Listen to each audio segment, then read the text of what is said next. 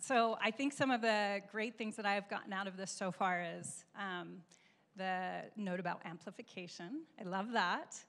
Embracing new tech in both tech skills and soft skills, right? Embracing intentionality behind creating diverse teams, which I loved as well. The performance shows that, or the data shows that it helps you to perform better.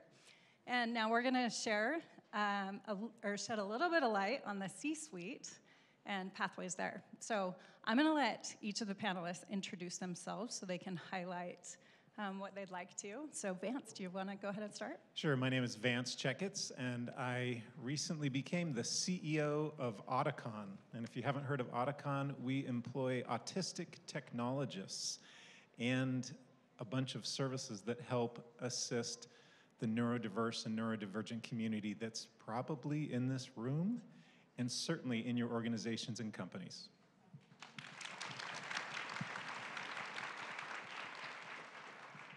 So my name is Catherine Wong. I have a background in engineering, was a developer for many years, and then really had a background in analytics and BI. But most recently now, I am running product and operations at Entrata. And I'm Heidi Anderson. I'm the CIO for Prestige Financial Services. I have actually been in technology for about 30 years and have done everything from engineering to product development to data engineering. And I've actually been in fintech for most of those years. And I'm happy to be here. Great, thank you so much. My name's Tara Rosander, and I serve on the board of the Women Tech Council and was head of M&A for a local company here recently, and have had a variety of positions at a variety of different companies. So as Vance just referred to it as the sea salt, which I loved, not everyone sitting in the C-suite has a C-level title. So sometimes it's EVP or VP or something like that, and so I think that's a good note. And it's not always sweet. It's usually more sweet. Salty, or I liked Heidi's sour. Sour. So think of it as the sea salt, sea sour, sea sweet team. Yes, yes. And sometimes you need that salt, right? And then sometimes it's a little too much. So, but we're gonna get into our first question here. So could you share a pivotal moment or decision in your career that significantly influenced your trajectory towards the C-suite? So I'm gonna just let them weigh in instead of just calling out. Well, I can go. A large majority of my career was in large corporate. So I spent about 10 years at GE Corporate Financial, and then the division we worked for was bought by American Express, and I spent 7 years at American Express. And there was a pivotal moment in my life where my husband had just been diagnosed with MS. We were living in Arizona, and we made a decision that we wanted to move back back to Utah so that he could do the job that he loved. And we had moved to Arizona for my job. So at that moment, you know, being a VP or what they considered a business unit CIO, I made the decision when I came back that I was going to run my own shop. So I started in my networks and started working towards getting a position to actually not just be a business unit CIO, but to be in a position where I could run my own shop. And I've been doing that for about 7 years. My journey's a little, I guess there's some similarities in that I think for me a pivotal moment was leaving the comfort of where I was, which was a phenomenal company, and I was running engineering there, and I went to the discomfort of a startup. So making that decision was pivotal in my journey, and letting go of that comfort and embracing, okay, let's go to something smaller. I've often said, and you've heard, it's not always a ladder, lots of times it's a jungle gym. And I think when we embrace that, it's freeing, and it enables us to have the creativity and to let go maybe of something that feels like I've worked so hard for this, and embrace another part of your journey. So I wound up going to a small startup. It looked lateral, which was fine to me, much smaller team, but then had the experiences to grow, and then that was my journey to the C-suite. So. Perfect, thank you. So I love the intentionality behind it, behind both of them, but also like being open to new experiences. I think that's really important to just kind of embrace those. So our next question, Vance, maybe you can start with this one. So how has mentorship or professional networks played a role in your career development? And can you share an example of how a mentor or network helped you navigate a difficult situation? My network is everything to me, right? And sometimes I can't even tell if it's my personal network or my professional network.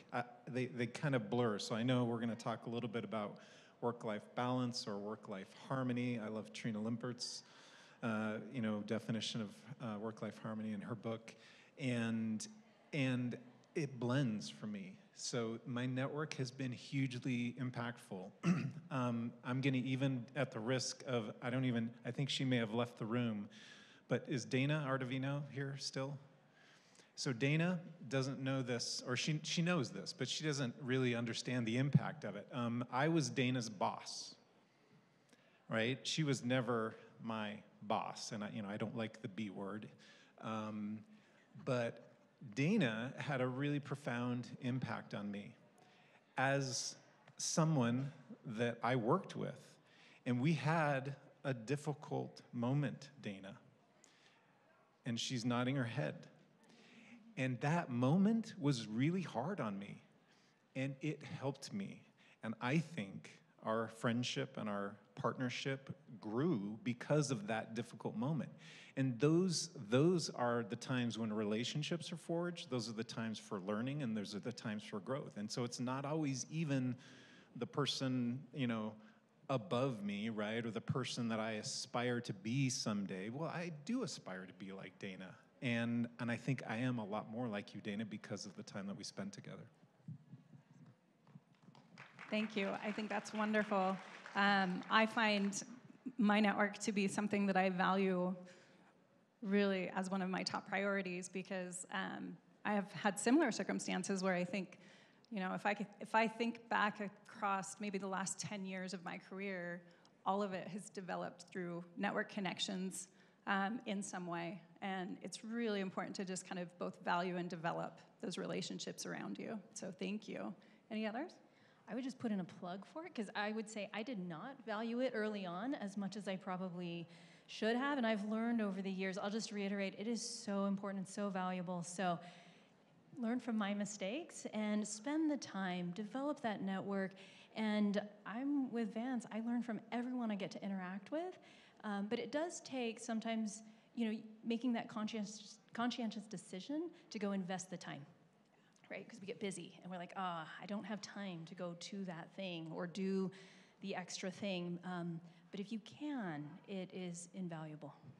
Yeah, and I just add one thing to that is that you've got your mentors and your network, but you also need to identify through those avenues who are your sponsors and your advocates.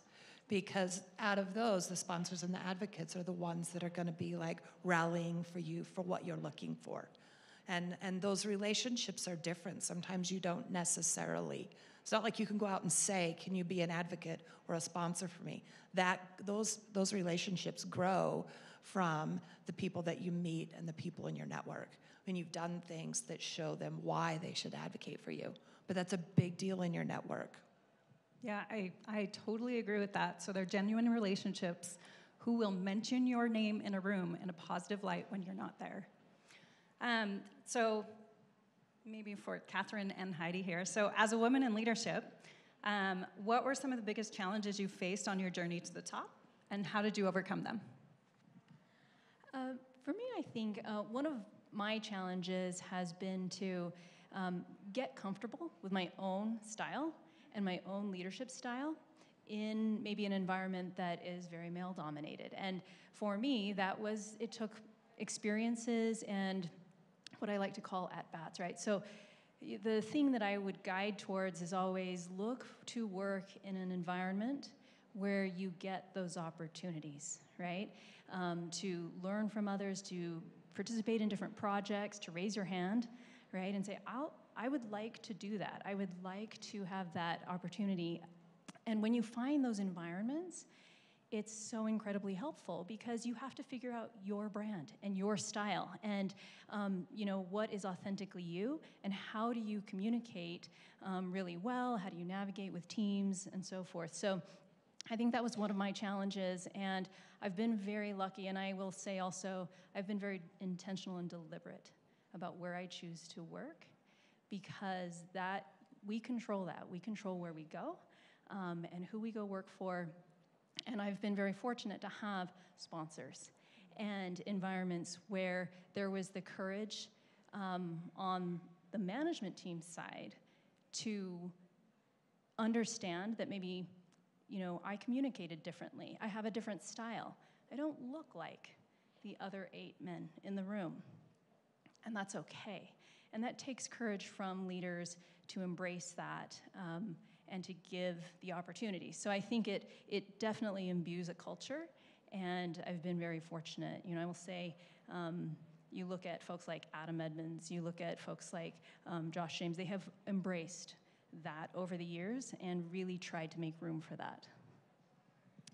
Yeah, I would say, when it comes to 30 years, I've definitely seen probably some of the worst, right, as a female in technology. However, because of that, I actually am very, very bold, and I think it's important to embrace who you are as a female and, be willing to be an advocate for yourself at the table, because if you're not, they will easily dismiss you. So I am actually quite bold in personality. I think there's a few in the room that know me and know that I probably am more bold than I should be sometimes, but I do advocate for the women in the room, and I advocate for myself, and we have to. You have to take a stand. You have to be willing to speak up. Absolutely. Yeah. And it's uncomfortable sometimes. Yes. And just so everybody knows, if you're ever sitting at a table for me, I don't take notes. I have terrible handwriting. I don't take notes. I've been sitting around a table of men, and they've always asked me to take the notes, and I'm the first one to say, nope, I will not take notes. So there you go. Thank you. Will not ask you to take notes. So this is a question I think we get often in our careers, but achieving work-life balance, I'm going to change that to harmony. I don't think balance is a thing. Is often cited as a challenge, particularly at executive roles. How have you managed that in your personal and professional life, and what strategies do you recommend for aspiring leaders? Can I jump in? I'm going to say 3 things about this. Number 1, I said this earlier to the panel. If you look at my life in 10-year increments, it's pretty balanced. If you look at it on a month or a week, it does not look very balanced, and that's okay. Maybe 10 years is too long. There are 2 things, though, that I've done, and it involves taking things that I've learned at work home and taking things at home to work. And 2 examples that I will mention are one-on-ones. I'm really good about doing one-on-ones with my team. I wasn't always really good about doing one-on-ones with my family. When my kids realized that I had in my calendar like time with them on a Saturday or a Friday or a Sunday or even a Tuesday, and I was looking for them, and I had even taken some notes about our last conversation, so I did take notes.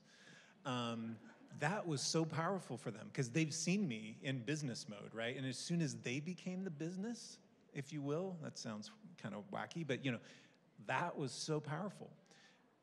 And then, of course, when I'm talking to my family, I would talk at a much more emotional level.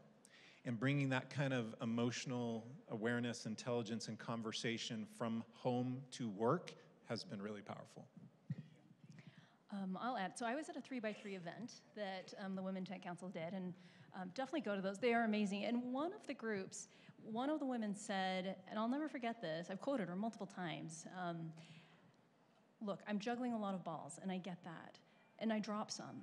The trick is to know which ones are glass. The ones that are glass, I don't drop.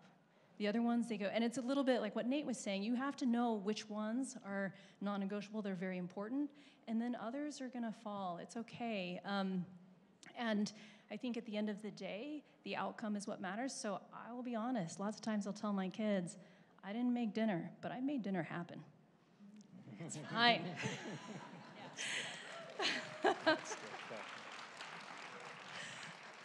Yeah, I would agree. You know, I do think it's important to set your non-negotiables, but also to know that sometimes your non-negotiables can be barriers to where you want to be. And so you need to be willing to be flexible. You know, there's times when I'm at work all night because there's something critical going on. And that's just is what it is. And sometimes what I would normally set as a non-negotiable has to be flexible for that time, because what's going on at that moment is what's important. I think that's really valuable, all of it. I think one of the interesting things is you can't control when those emergencies are going to happen, particularly when you're responsible for the company. And so you have to be able to shift when you need to. But I would also add, be very intentional and knowledgeable about who you're working for and make sure that they respect your priorities as well. So our next question, how has your leadership style evolved over the years? And what key principles do you believe are essential for leadership in the C-suite? I mean, I'll jump in, but you know, I do think I'm a more empathetic leader now than I was earlier in my career, that's for sure. I do think I value flexibility for myself personally as well as for the teams around me. And I think we've all learned that lesson in so many ways, but especially when you're dealing with diversity, right? A diverse group of people. And I'm learning that in spades right now as I work with all of my autistic colleagues. First of all, it's so awesome to be able to just we have a conversation, and it's like autism is not like hidden. You know, we just talk about it. We just talk about it really, really upfront, and it's so and it's usually we talk about OCD and ADHD. So having those kinds of conversations, feeling some empathy, and then being flexible around those are the things that I wish I would have learned earlier in my career. But I think I'm doing better now. Yeah, I would echo that. I am definitely a more empathetic leader than I was originally. Definitely still carry an edge, but because I do care about results, but I do care a lot about people and their family and their boundaries to make sure that I'm giving them what they need. And I think if you are a good empathetic leader, you create a strong followership with your employees, which is actually very important. Perfect, thank you. I'm going to move on to the next question unless you want to add. Okay, so we don't have much time left, so I'm just going to go into our last question, which is what advice would you give younger women who aspire to reach C-suite, and what specific actions should they take to prepare themselves for that pathway? Raise your hand, literally raise your hand and seek opportunities to just get in the conversation, just sit in the boardroom or whatever it is, sit in that C-suite meeting, offer a presentation on something that you might be really good at, and just observe. Sometimes I think you'll say, this is a train wreck, and I don't want anything to do with it. I'll go back to my director or manager role, but raise your hand. Find opportunities to get some exposure, to see it, to participate in it in just a little small way. I would say look for the companies where you do see diversity. Managers are making hiring choices. CEOs hire the C-suite. These are choices that they make. And so I think that one thing you can do is seek to put yourself in environments where you see that there is an openness to it, there's an embracing of it, there's a prioritization of it. And then as you then jump in and really raise your hand, you're going to get a lot more opportunities. I would just add one thing, which is take the opportunities where you're tapped, because sometimes your leaders see something in you that you might not really see is there. And when they tap you on the shoulder and say, I'd like for you to consider this, it's probably because they see something bigger and better. So take those opportunities, because that's where you're going to get the most growth. Perfect. So that's all we have. Let's give a round of applause to our panel. Thought they did a great job.